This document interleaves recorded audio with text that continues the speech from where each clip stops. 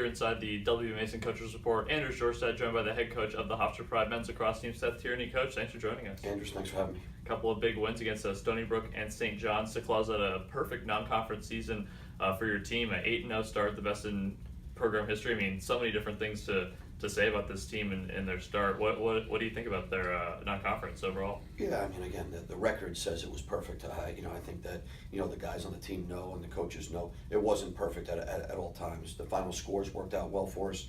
We obviously have a lot of room to grow, and we're 0-0 now.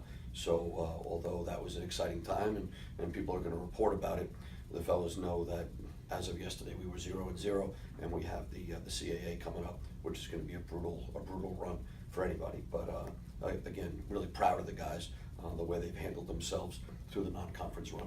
A lot of really close games during that time as well. Who deserves the most credit for getting those wins and getting those close victories out? It's been a team effort. It really has. I mean, obviously people look at Jack and he's had some incredible games, but it has been a team effort. And when we share in the responsibility and the share in the blame, we'll also share in the success. Yeah, one of the biggest things also has been Faceoff. I mean, you guys have gone through multiple different players. Chris Clark just getting back into his groove now. So between him and Gallagher, who do you foresee getting the most opportunities going forward? Yeah, I mean, we're just going to go with the hot hand, and that's just the way it's going to be. And obviously Chris started this last game against St. John's, and he wasn't doing a terrible job. I want to say he was 3 for 6, but was just wasn't as sharp as we would have hoped. Either leaving the ball or relying on some wing play. And so we gave Kyle Gallagher a shot, just seeing how he was going to react, kind of throw up a changeup, and Kyle did a really good job to finish out the game. One of the things that you've been telling your players is that they need to protect your goalkeeper, Jack Concan, a little bit better. Do you think that they did that in that most recent game against St. John's? I do. I think that they certainly got some shots off, and Jack was there. But yeah, I thought that they took a step towards doing that, and I think even if you ask Jack, it wasn't wasn't one of his best games on this past weekend, this past Tuesday night, but past Saturday night. But it was certainly he played well enough for us to win, and our defense stepped up, and we won in a different way.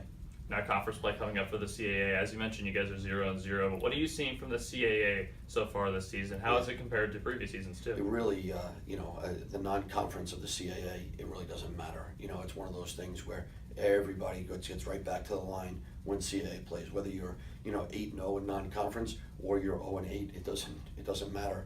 Because like I said, there's a bunch of CAA coaches out there going, hey, today we're 0-0.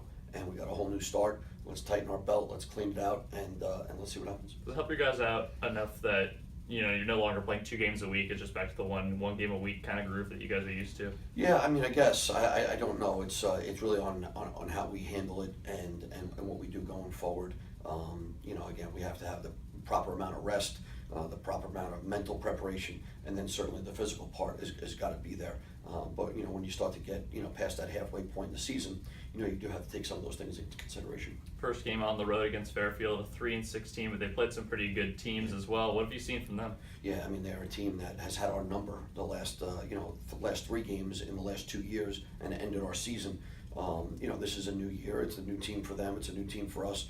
But they gave Penn State everything they can handle, who's right now the number 1 team in the country, and so we've got everything all we can handle there. From Colin Burke, the Faceoff game, their goalie, they got some new young guys playing offense for us, and Ford, and Drew Murray, and all those guys. It's going to be up at their place at night.